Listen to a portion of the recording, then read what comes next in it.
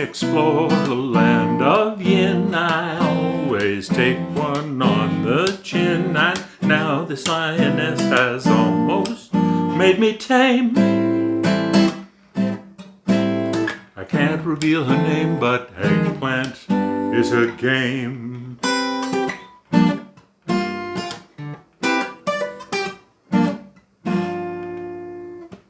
One of the questions I get asked a lot by students is, what is a major 7, or what are these slightly more advanced chords that are not just the basic cowboy chords? Part of the secret for understanding them is that these chords are made using a recipe, a very simple recipe. And just like good baking, a lot of the times the name of the recipe tells you what you're doing to build the chord. For example, in a major 7 chord, we're adding the notes of the triad, 1, 3, and 5, and then we're adding the major 7 into the recipe.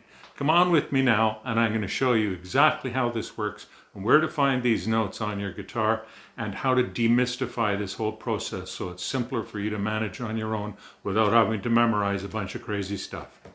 How I think of chords is so simple. I'm going to teach you how to think of chords simply today so that you can know all the chords the same way that I do.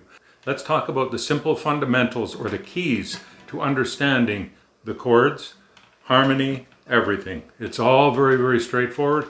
You're dealing with a couple of key ingredients, basically 2 main ingredients, which is the chords. As we've looked at before, there are 5 chord shapes, and here they are: C, A, G, E, and D.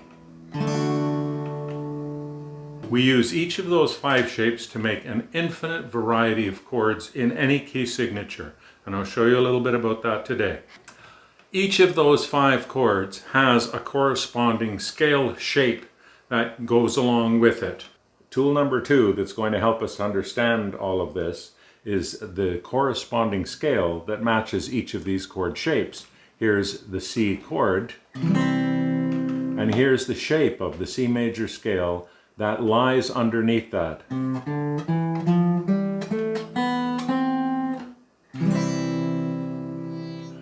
Okay, I'm going to stay in this key of C just for the sake of simplicity, and I'm going to show you now if I take my C and I play it in the shape of an A. So there's A. I move it up to a C position. Here's the C major scale played over the shape of over the A-shaped chord.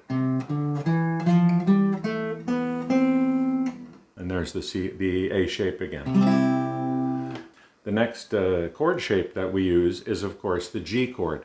It originates down here in this open G, and there is a corresponding major scale that sits underneath that. Again, it's movable, so if I play it in the shape of, if I play the C major scale using this G shape, it's going to be up here, and the root is at the 8th fret.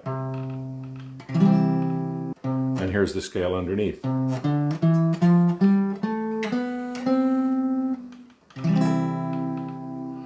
Okay. The next chord and shape combination is the E.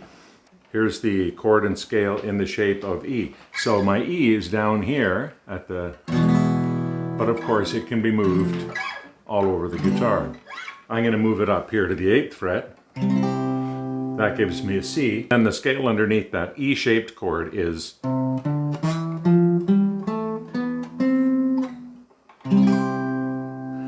And finally we have the D shape. The D shape arrives with the root note up here on the high C. Here's the D-shaped chord being played in the key of C. Okay, and here's the notes of the D major scale. Here's the notes of the major scale being played over the D shape.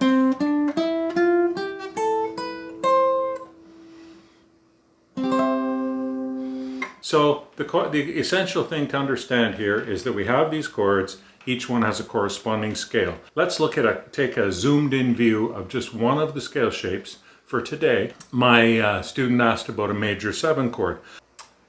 We've got the C major triad, which is 1, 3, and 5, or C, E, and G. Here's C on the A string, E on the D string, and the 5 is just the open G string. That's the basic building block.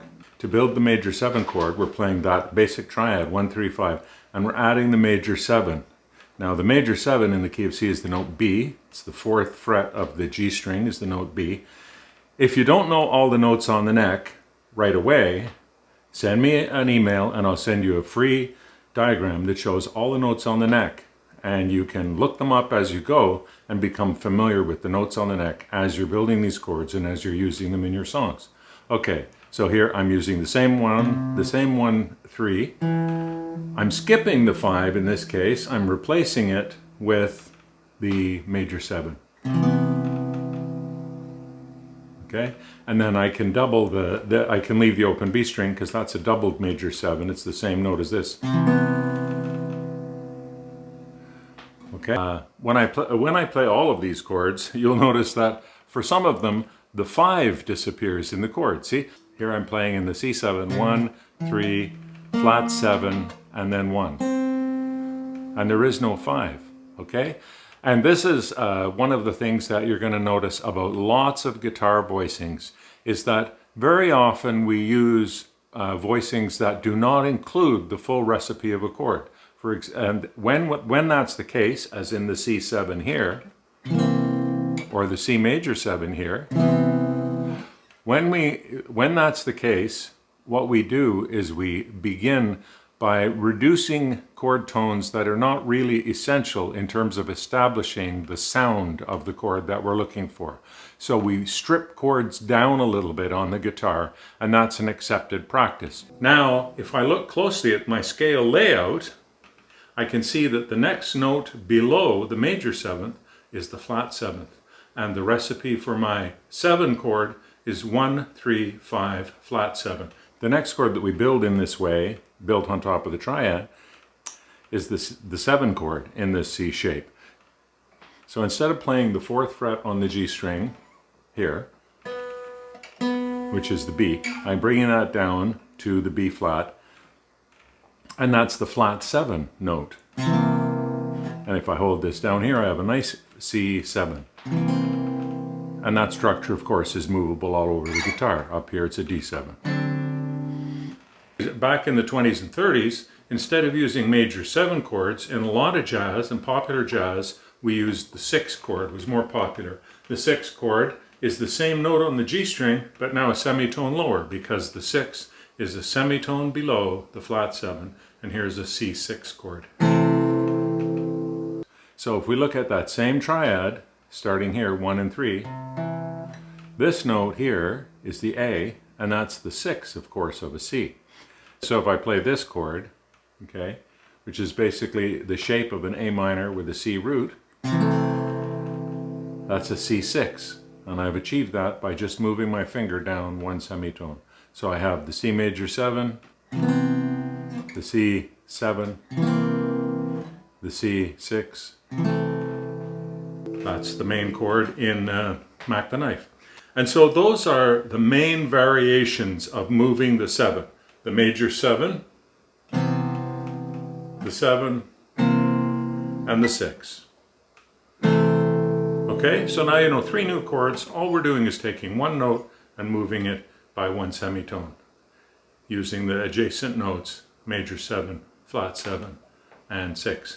The other variation that we use, that we find ourselves frequently using, centers around the 3rd and flattening the 3rd. So the 3rd in this shape is the note E. C, E, G is the triad. There's the 3. So this gives me the 1, 3, 5 gives me the major chord. And if I lower that 3rd by a semitone, now it's a flat 3rd, and I get this. And here's my basic triad in the major form. And if I move that one note down a semitone, you can hear there's my C minor. Okay?